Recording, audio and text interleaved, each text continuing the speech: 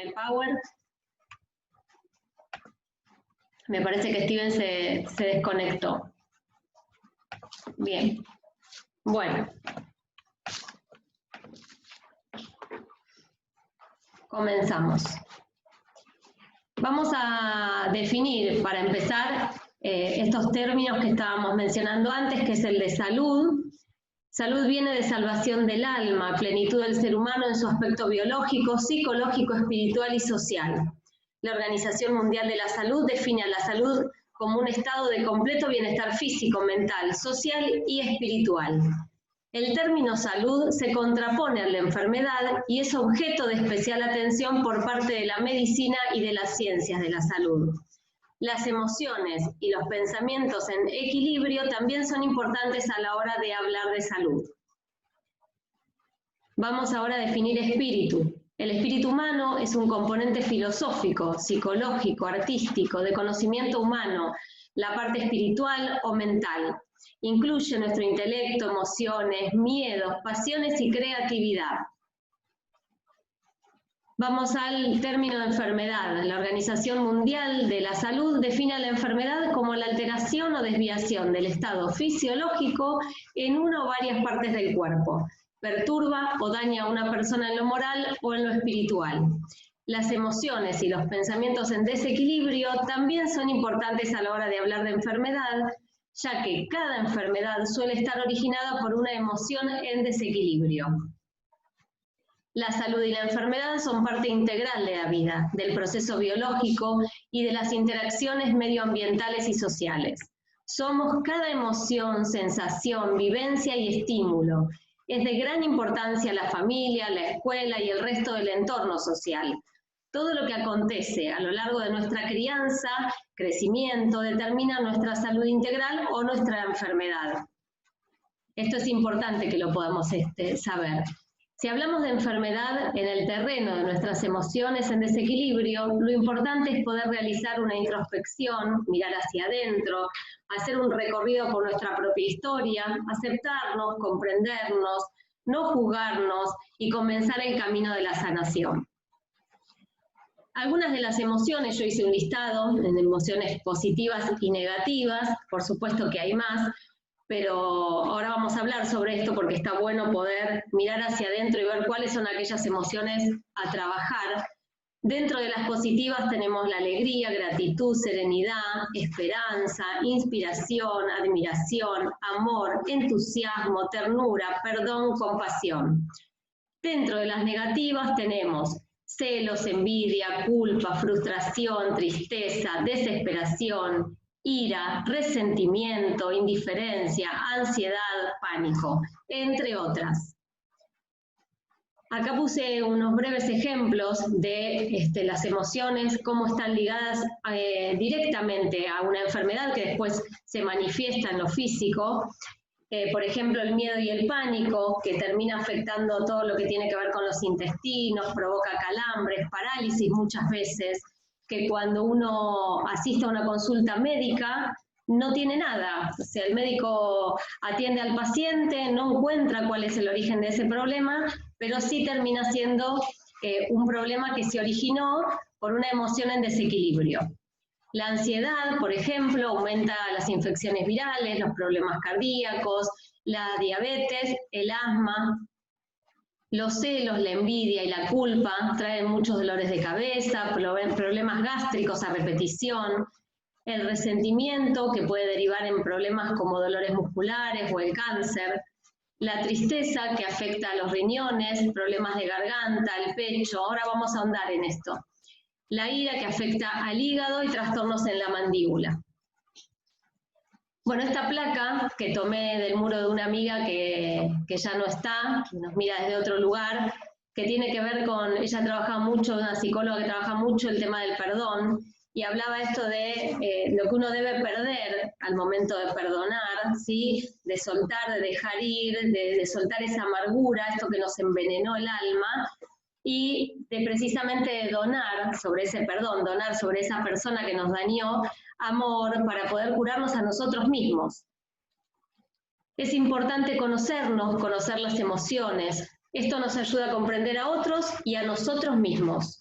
el hacerlo facilita nuestra tarea solidaria. Es por eso que debemos prepararnos para poder trabajar con distintas realidades emocionales, saber cómo proceder, no frustrarnos y poder cumplir con el objetivo amorosamente. Este es un texto muy lindo, lo voy a dejar para el final y ahora vamos a charlar, pero no quería dejar de compartir el Power, de lo importante que es cuando estamos en este camino solidario, en este camino de los derechos humanos, el poder conectar con las emociones, porque somos precisamente eso. Cada uno de nosotros, bueno, ahora uno de los compañeros por algún problema se habrá desconectado, ahora esperemos que vuelva, pero cada uno de nosotros, Ricardo, Rosana, yo, nos fuimos criando, cada uno con su propia historia, cada uno de nosotros viene como con toda esa historia encima, con ese bagaje, con cosas positivas, con cosas negativas, con cosas que hacen a nuestra vida. Entonces cada uno de nosotros nos formamos de una determinada manera. Al momento de querer trabajar en lo social, en lo solidario, defender el derecho humano de otra persona que nos lo está pidiendo, por sobre todas las cosas lo que tenemos que tener en cuenta es que esa otra persona también viene con una historia, que hizo lo que pudo hasta ahora y tal vez hizo lo que quiso, o ambas cosas.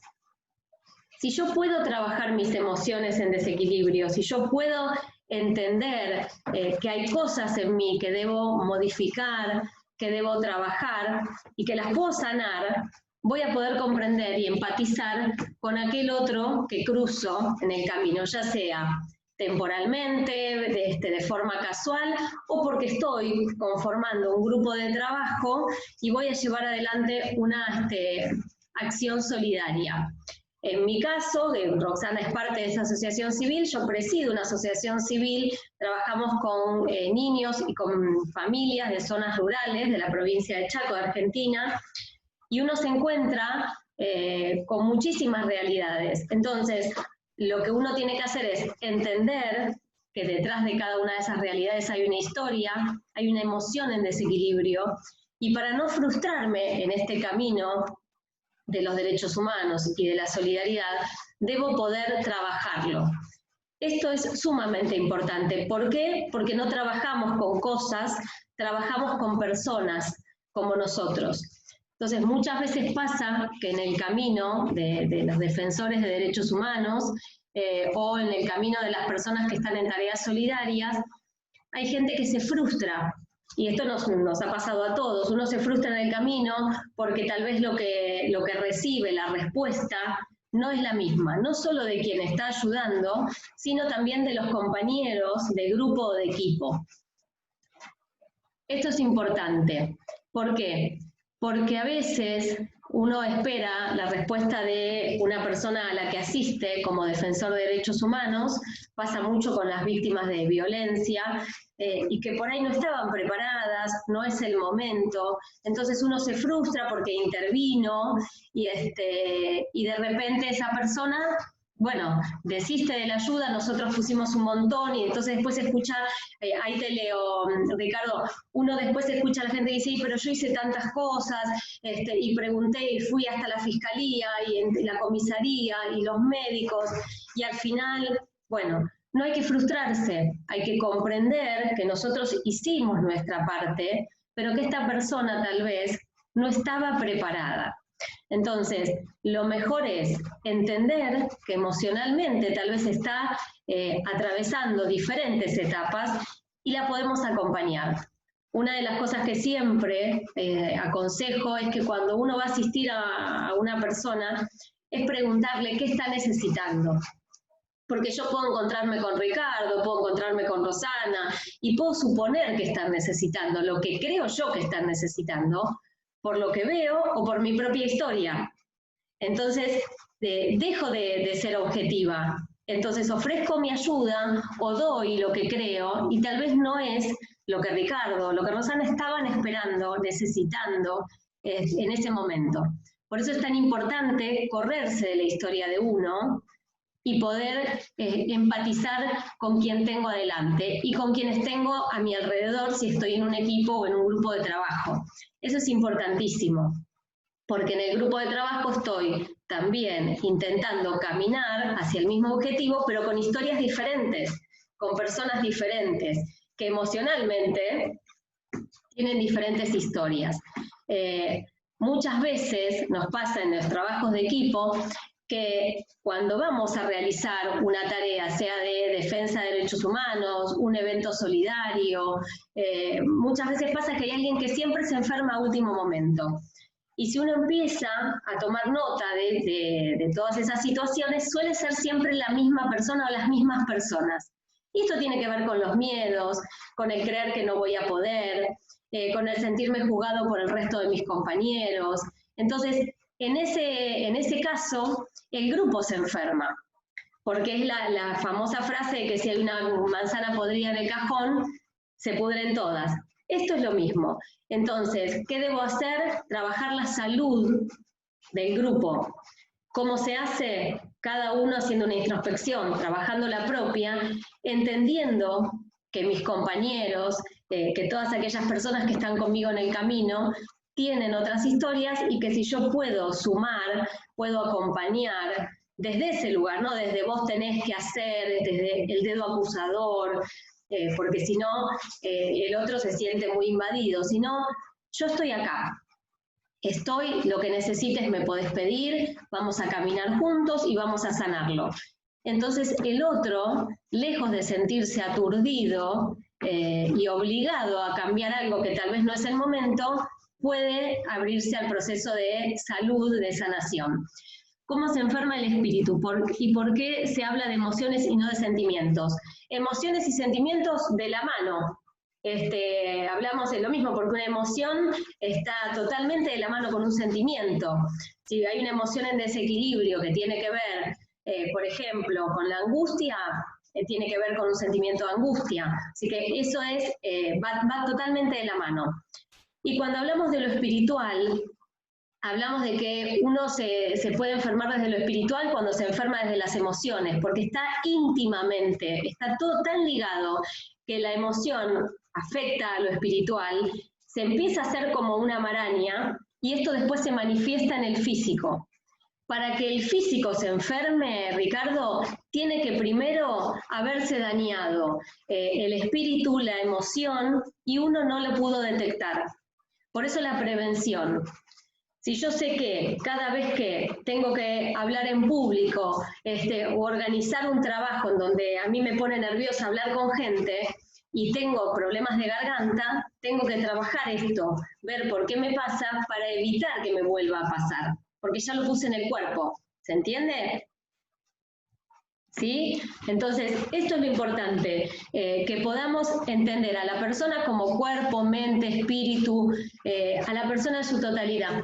Entonces, para evitar que esa persona, y cuando hablamos de espiritualidad no hablamos de religión, sino que hablamos de la espiritualidad, por supuesto, desde otro lugar. Tengo que tratar con ese ser humano como todo, como un ser integral, un todo. Yo puedo a esa persona llevarle, si tiene hambre, y proporcionarle o tramitarle. A mí me ha pasado como defensora de derechos humanos tener que defender a personas a las que no le daban o una pensión o una asignación o lo que fuere, pero no es lo que necesitaban en realidad. Hola Amparito, bienvenida. Hola. Hola, ¿qué tal? ¿Cómo estás, Claudia? ¿Cómo estás? Bien. Muy bien, bien, por fin llegué. Me alegro. Entonces, les decía eso, que uno puede proporcionarle a esa persona el alimento. Entonces, me ha pasado de tramitar, de defender ese derecho humano y que se lo hayan otorgado, pero que ahí no termina el problema. La persona creía que terminaba ahí. Y por ahí también yo, porque ya estaba hecho, ya la persona no iba a pasar necesidad en cuanto al hambre. Pero todo lo que viene detrás, toda esa angustia, ese sentimiento de abandono, esta invisibilidad y toda la historia que trae esa persona, esto no pasa porque esta persona, nosotros como defensores, o como personas solidarias que fuimos a realizar una acción, lo hayamos conseguido. Esto tiene que ver con que la ayuda pueda extenderse y ver a esa persona como un abanico desde todos los lugares. Entonces, me ha pasado a principio de año, antes de la cuarentena, con una señora en Chivilcoy, que conseguimos que le dieran una mensualidad a través de una pensión y que le dieran cada 15 días además un bolsón de alimentos, y a raíz de esto después surgen todos sus problemas emocionales, psicológicos, por toda su historia. Entonces no terminó la ayuda ahí. Tuvimos que buscar asistencia psicológica, contactarla con personas que pudieran sostenerla de distintos lugares, está haciendo talleres, pero esto no salía antes a la luz, porque lo que tenía era hambre. Pero no termina, ¿se entiende? No termina con darle un plato de comida, sino con atender sus emociones en desequilibrio, porque esta persona precisamente es un ser integral. Por eso es tan importante que podamos primeramente trabajar sobre nosotros. A todos nos pasa que ver el problema en el otro es muy fácil. Yo me encuentro con Amparo, con Rosana, con Ricardo y seguramente me cuentan algo y yo les voy a decir, bueno, lo que tenés que hacer es esto. Lo voy a ver con mucha claridad. Pero ¿qué pasa con nosotros? Cuando nosotros nos quedamos a solas, nos miramos delante del espejo. ¿Qué pasa cuando nos miramos? ¿Qué es aquello que tengo que resolver? ¿Qué es aquello que tengo que tomar en las manos y empezar a sanar? Porque esto me ayuda a mí a poder después manejarme mejor y empatizar con aquella persona a la que tengo que defender. Exactamente, el niño interior, ni más ni menos. Poder encontrarnos con ese niño herido, con ese niño que tal vez no fue abrazado, con ese niño que tal vez no fue motivado. Hoy justamente subí a Facebook la historia, este cuento de la rana sorda, que no sé si lo conocen. Bueno, es un cuento que yo trabajo mucho para cuando trabajo con personas que fueron acostumbradas a que ves que no podés, ves que lo hiciste mal, ves que no naciste para eso.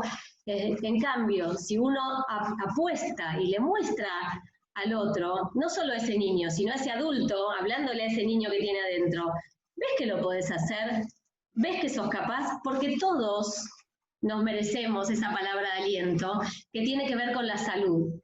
Entonces, cuando nos encontramos con una persona que necesitaba de comer, y bueno, le dimos la comida, pero cuando esa persona en realidad lo que necesita después es aprender a poder pescar y a poder sentirse que es capaz también de generarlo, la ayuda tiene que ser muchísimo más lejos.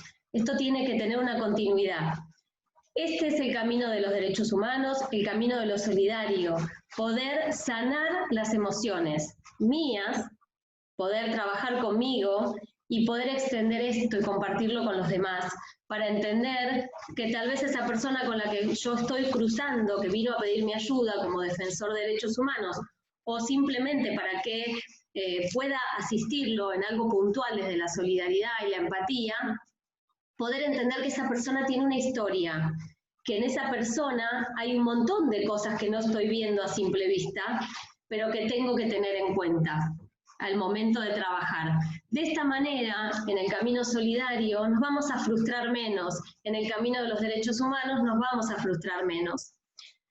Desde la logoterapia vemos que el espíritu no enferma y desde allí podemos lograr una gran transformación del ser humano. Por supuesto, hay un montón de terapias, es hermoso además, hay un montón de terapias alternativas y cada uno de nosotros, lo importante es que pueda usar todo lo que sabe a disposición del otro. Es maravilloso. ¿Por qué? Porque hay gente que trabaja con musicoterapia, hay gente que desde la psicología, hay gente que trabaja con distintas terapias energéticas, cada uno desde la palabra, cada uno con lo que tiene puede hacer milagros. A veces me preguntan si yo creo que se puede cambiar el mundo, y soy una convencida de que sí, pero que podemos empezar por cambiar el mundo del otro. Si uno cambia el mundo de otro ser humano, sin duda, podemos cambiar el mundo, porque el mundo somos nosotros.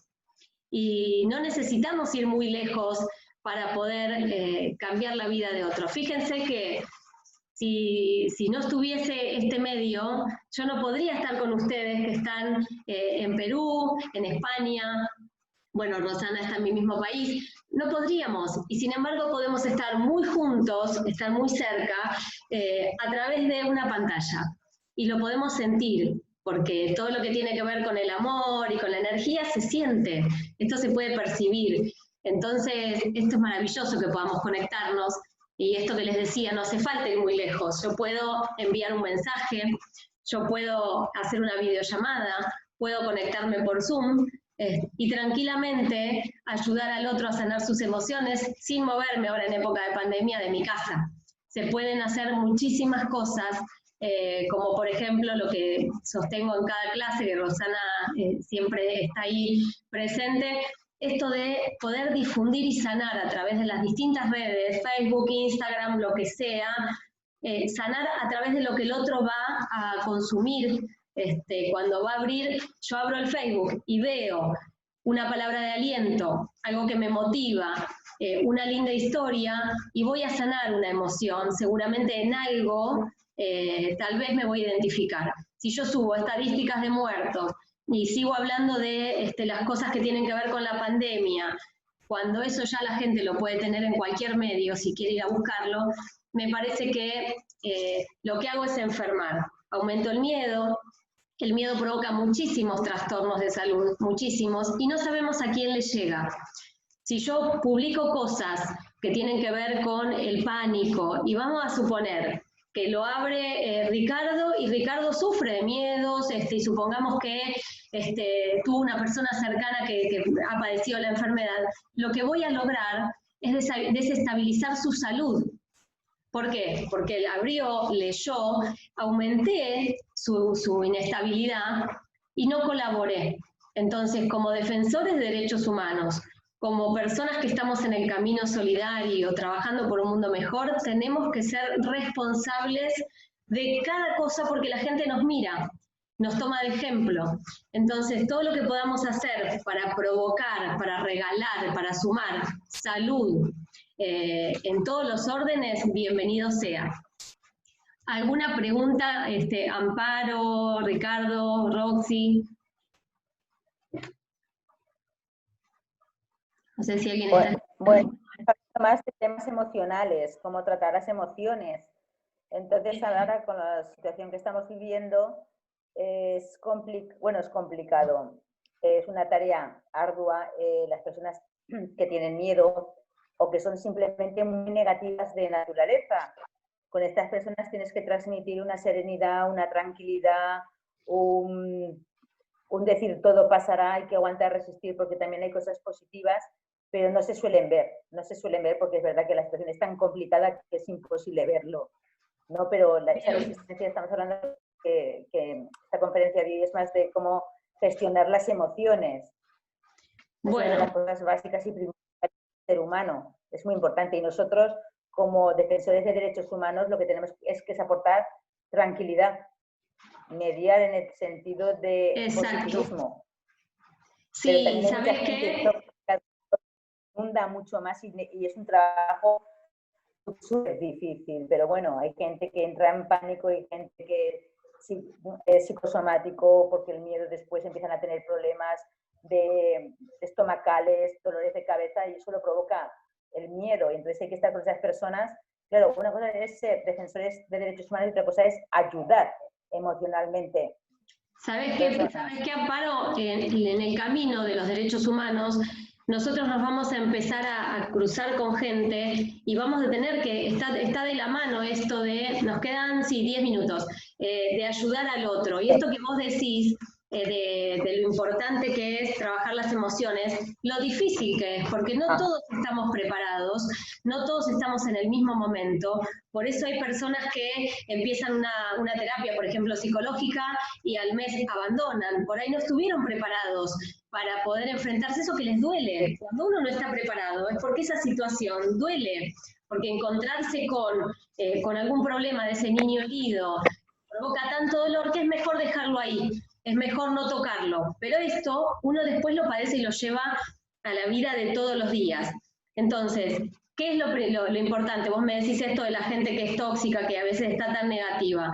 Bueno, nosotros tenemos que poder mantenernos en nuestro eje, poder conservar la calma, poder seguir transmitiendo esta calma, porque detrás de esa persona negativa hay una persona que sufre, hay una persona que está angustiada y que es lo que aprendió a quejarse y a ver todo así. Entonces esto es un proceso, es nosotros mantenernos en este lugar de transmitirle paz, de un abrazo, una caricia, bueno, vas a ver que todo va a estar bien, de darle herramientas y no enojarnos, por supuesto, con quien no puede tomarlas, porque todos tenemos un proceso diferente de crecimiento en todos los planos, en todos los órdenes.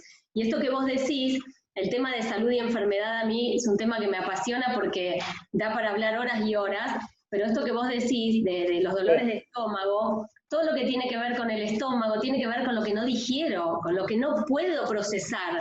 Entonces, cuando a mí me viene a ver una persona que tiene muchos problemas de estómago, vive con acidez y todo me cae mal, bueno, lo que hay que, con mucha cautela, llevar a la vida de todos los días, ¿qué es eso que no aguantas más?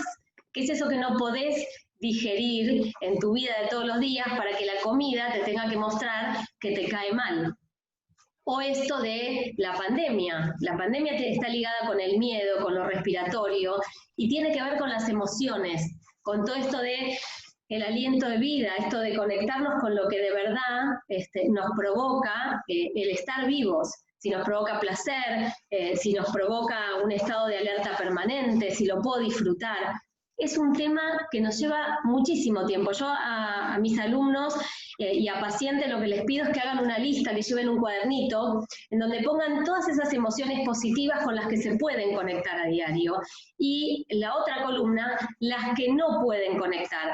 Por ejemplo, las negativas, ¿no? Con las que conectan y que no pueden sanar. Por ejemplo, la ira, soy una persona que cuando alguien me pide ayuda y se la doy, y tal vez después hace todo lo contrario, me enojo, me frustro, bueno, empezar a notar. ¿Por qué? Porque esto tiene que ver no con el otro, sino que el otro me vino a mostrar que hay algo que yo todavía no tengo trabajado. Porque si bien no voy a ponerme contento si alguien que ayudé decidió después tomar otra vez otro camino, pero por lo menos no me voy a frustrar, no me voy a angustiar por demás, y voy a seguir ahí, y voy a seguir estando, y voy a aprender a pararme de manera tal que yo pueda ser útil para el otro y no lastimarme. ¿Está bien? Voy a compartirles antes que se nos termine el tiempo y después charlamos hasta que se corte. La última plaquita del Power que dice, es de mujeres que corren con lobos, dice, abraza la soberbia que hay en ti, porque detrás de ella hay un niño no querido. Abraza la exigencia, porque detrás de ella hay un niño que no ha sentido el amor. Abraza al agradador eterno que hay en ti, porque detrás de él hay un niño rechazado. Abraza la ira y el enojo que hay en ti, porque detrás de ella hay un niño abandonado. Abraza al solitario que hay en ti, porque detrás de él hay un niño excluido y discriminado. Abraza el desgano, la apatía, la falta de sentido, porque detrás de todo esto está tu niño padeciendo ser quien no es. Abraza el dolor que hay en ti, porque detrás de él hay un niño lastimado. Esto me pareció que es un pequeño resumen de lo que estábamos hablando recién, de poder darle la importancia que se merece a las emociones, al cuidado del ser humano de forma integral. Es un tema que la verdad es para hablar muchísimo. Yo estoy a disposición para cuando quieran que charlemos y hablemos de la salud y de la enfermedad ya directamente de cada órgano. La verdad es que es sumamente interesante. Pero bueno, esto que dice Roxy, estar consciente, dice, claro que sí, porque acá se juega esto. Cuando uno lo lleva al consciente, ya hablé, esto ya es más psicología, pero cuando uno lleva al consciente lo que le pasa, ya lo está sanando. Cuando uno pone en palabras, está por ejemplo en una terapia y puede poner en palabras y se puede dar cuenta, ya esto está en proceso de curación, de sanación.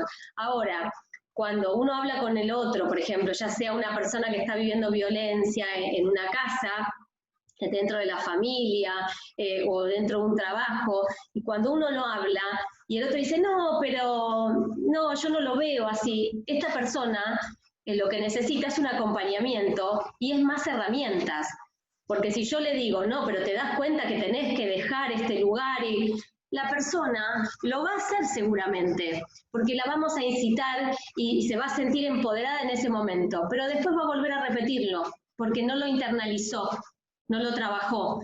Entonces, nosotros como defensores de derechos humanos, como seres humanos que queremos hacer algo por el otro, lo que tenemos que hacer es con las herramientas que tengamos, con las terapias que cada uno lleva adelante, con lo que cada uno ha incorporado, poder extenderle manos al otro, y si voy a trabajar en grupo y en equipo, que a mí, por ejemplo, me encanta, poder entender que nosotros necesitamos estar saludables como equipo para poder funcionar.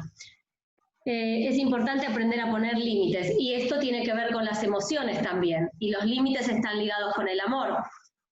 Exacto, para llevar adelante cualquier tarea tiene que haber un marco, ¿sí? Porque además de la verdad, claro, por supuesto, todo esto tiene que ver con el buen funcionamiento de una tarea.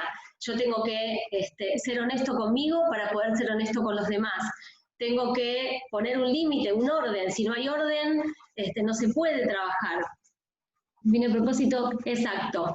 Hay que definir el propósito, dice Ricardo. Sin duda, todas estas cosas, fíjense, que hablan de una salud del objetivo, de lo que quiero hacer, del grupo, pero debo empezar por mí.